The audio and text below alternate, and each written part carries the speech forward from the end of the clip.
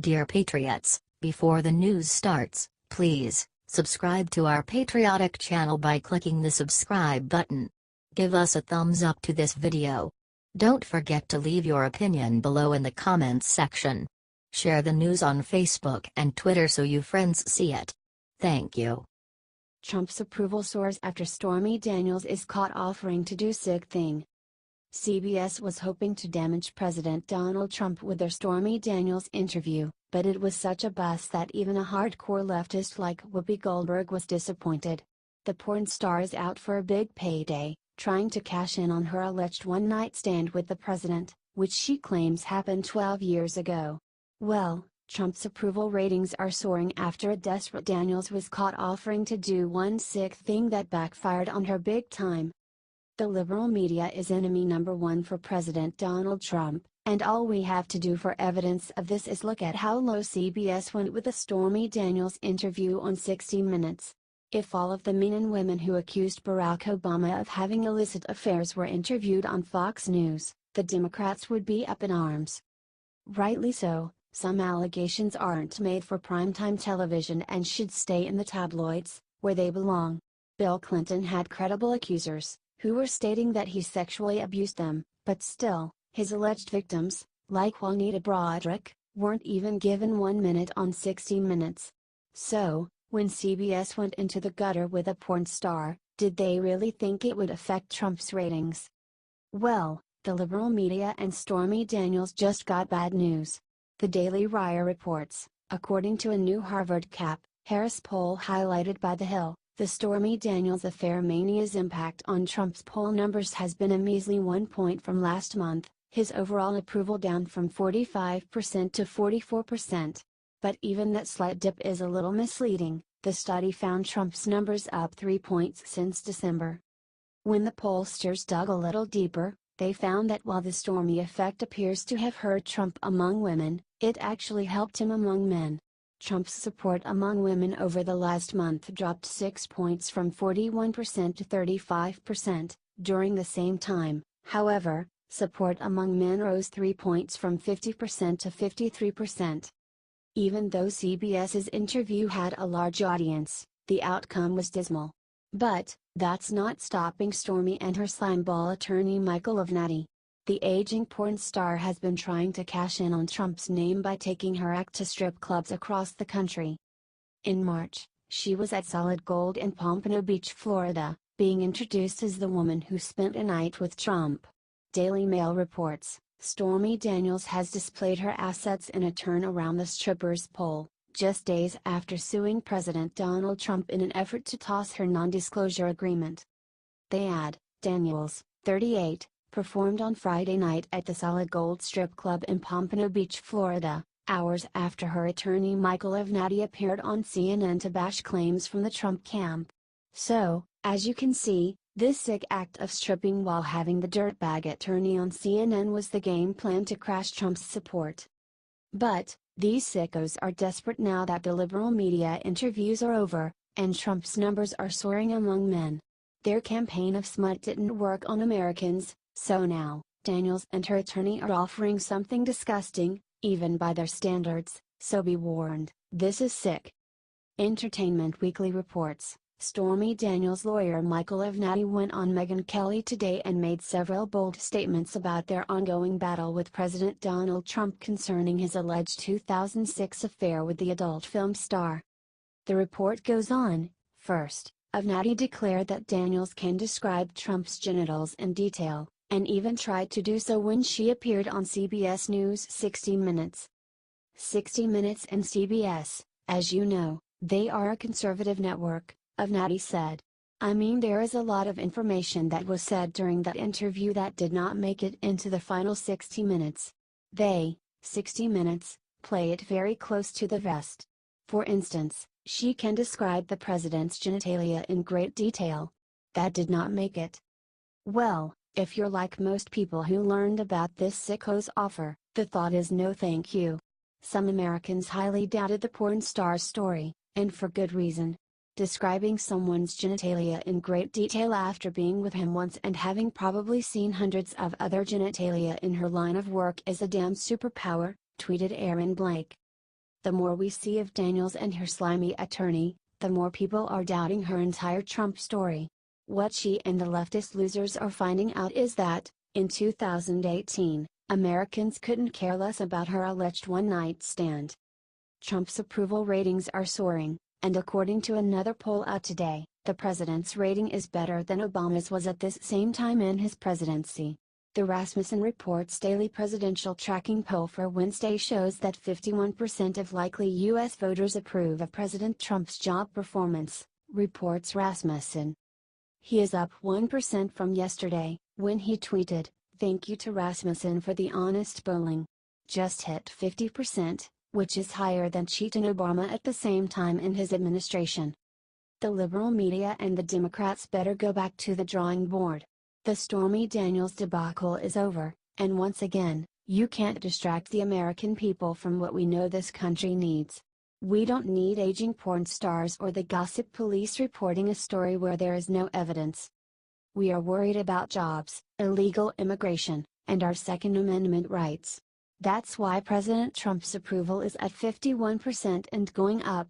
He is doing the very best he can, making America great again. We can't afford to go back to the Obama era with no jobs, soaring unemployment, and attacks that claim we are all racists. So, goodbye to Stormy and her sicko attorney. It's a joke to think the liberal media thought they had the big boom that would take down Trump.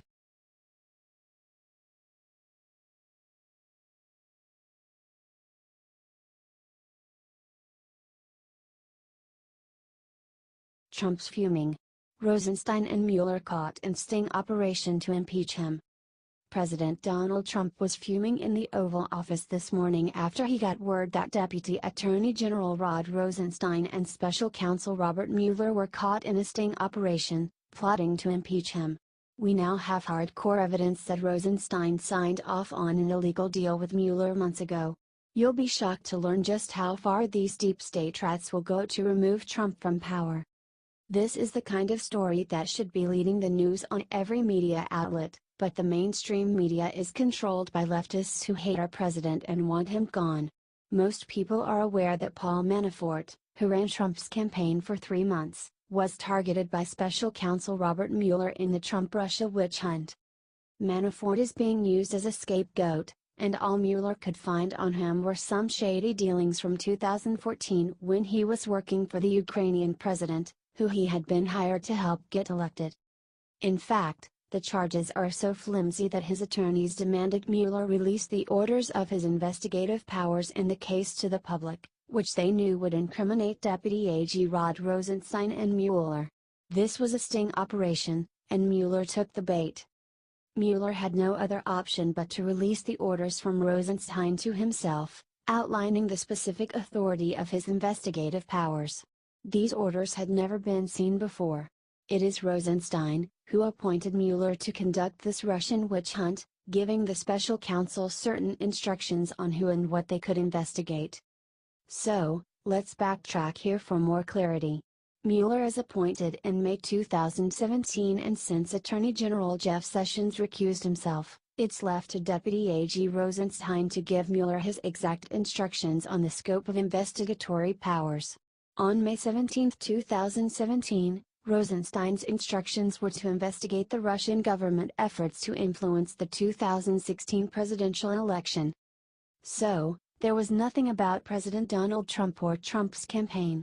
The exact order from the DOJ website reads, Deputy Attorney General Rod G. Rosenstein today announced the appointment of former Department of Justice official and FBI Director Robert S. Mueller III to serve as special counsel to oversee the previously confirmed FBI investigation of Russian government efforts to influence the 2016 presidential election and related matters. The reason Rosenstein could not give Mueller power to investigate Trump is simple. There had been no evidence found that Trump or anyone in his campaign had done anything illegal with Russians or anyone else.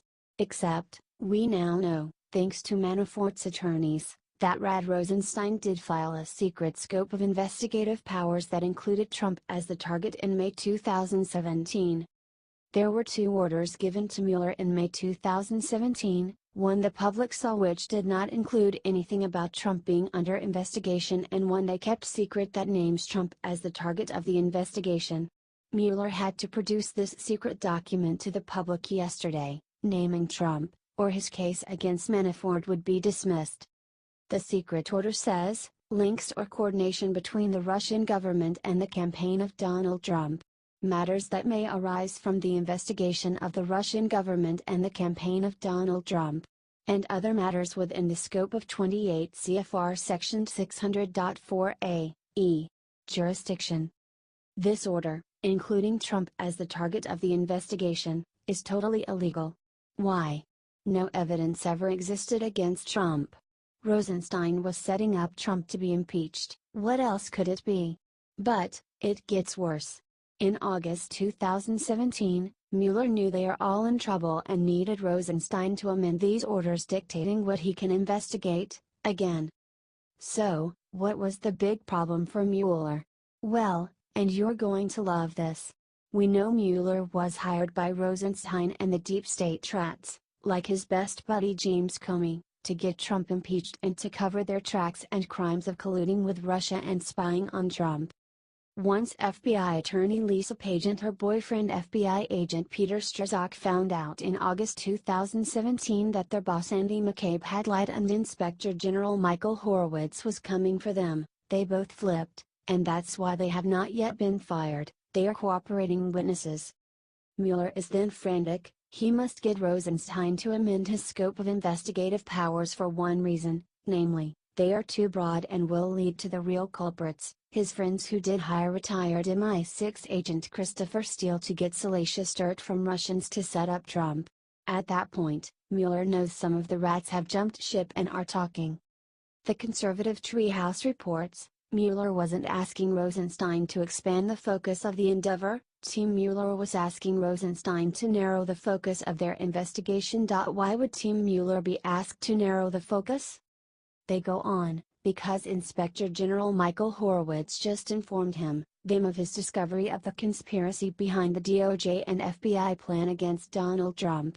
On July 20, 2017, Horowitz gets the Page, Strzok text messages. Horowitz informs Mueller there is evidence of a conspiracy evident within his own team. That had to be an OSHT moment for the deep state rats, and for Robert Mueller. Quickly, the investigative team needs Rosenstein to narrow the investigation.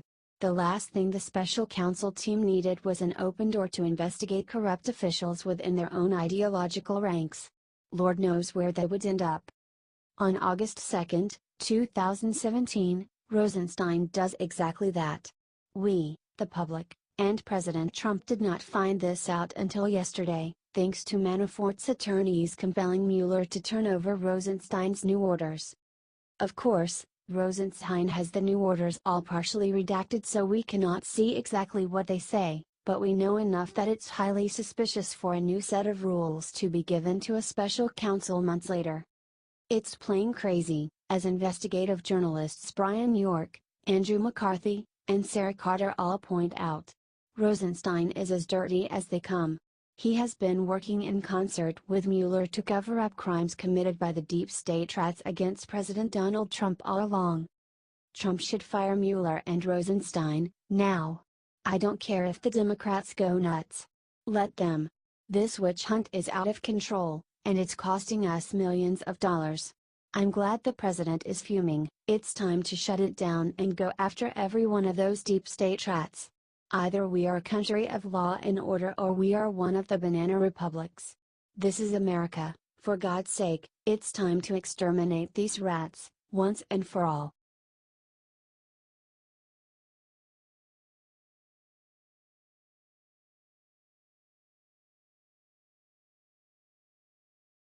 Trey Gowdy asked if he backs Trump sending troops to border, nails it with 8 words. Trey Gowdy, the bulldog from South Carolina, just gave Democrats a new reason to cry after he was asked if he backs President Donald Trump's idea to send troops to the border. The congressman nailed it with 8 words. Millions of American patriots will be sad to see Congressman Trey Gowdy, RSC, leave Congress after his term is up. He has an uncanny ability for wrecking the liberal narrative on everything from political corruption to immigration. During a recent interview with Fox News host Stuart Varney of Varney & Co., Gowdy was presented with the president's recent tweet about border security, which said, "Our border laws are very weak while those of Mexico and Canada are very strong. Congress must change these Obama-era, and other, laws now. The Democrats stand in our way, they want people to pour into our country unchecked. Crime. We will be taking strong action today." He wants to send troops, well the National Guard, to the border. Do you approve? Yes or no? Varney asked Gowdy, to which the congressman firmly replied, "I do, because no country should ever apologize for border integrity." Then, Trey Gowdy drove his point home. The president is right. It's a misdemeanor to cross the border without permission, a misdemeanor. It doesn't become a felony unless and until you reoffend, and it's not a crime at all to overstate your visa, Gowdy added. I don't know what gets weaker than not being a crime and a misdemeanor. No sovereign nation should ever apologize for border integrity, Gowdy reiterated. By whatever means that needs to be accomplished. I think he's doing this. President Trump is taking a very hard line because he's disappointed in what Congress did, Stuart Varney responded. You didn't give him a wall. You didn't give him any wall funds. You didn't give him any action on immigration, he added. Trey Gowdy is absolutely correct. No sovereign country should be apologetic about securing its borders and creating the maximum level of security for its people. Gowdy hit the nail on the head with his response. The president should use whatever means he finds necessary to secure our borders, regardless of what end of the country they are on.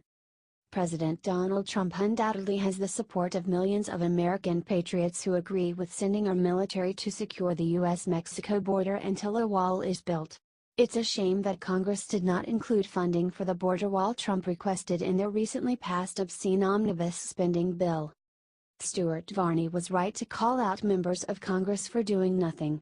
In part, Renos like Paul Ryan, R.Y., and Mitch McConnell, R.K., are responsible for the colossal failure to fund the wall. Many Americans cannot wait until Paul Ryan steps down from his position as Speaker of the House and is replaced with a real conservative who will back President Trump and help send him a new budget proposal which includes funding for the wall. It's sickening that guys like Mitch McConnell will do everything possible to prevent Trump from delivering on his campaign promise to build the wall. It's even more infuriating that McConnell recently whined about the uphill battle Republicans face in the midterms. According to The Hill, McConnell predicted a storm for Republicans who are up for re-election in November. This is going to be a challenging election year, McConnell said, during an interview with Kentucky Today. We know the wind is going to be in our face. We don't know whether it's going to be a Category 3, 4 or 5. McConnell isn't as naive as he would like us to believe. He knows very well that many members of the Senate and House of Representatives are all involved in a massive act of failure theater for the purpose of resisting Trump's agenda. It's too bad that there aren't more people like Trey Gowdy in Washington, D.C., and fewer like Senator Mitch McConnell. I believe that those Republicans who have backed President Trump will see overwhelmingly good results in November, and those who have been dead weight on important issues, such as border security, will see the kind of storm that McConnell is talking about.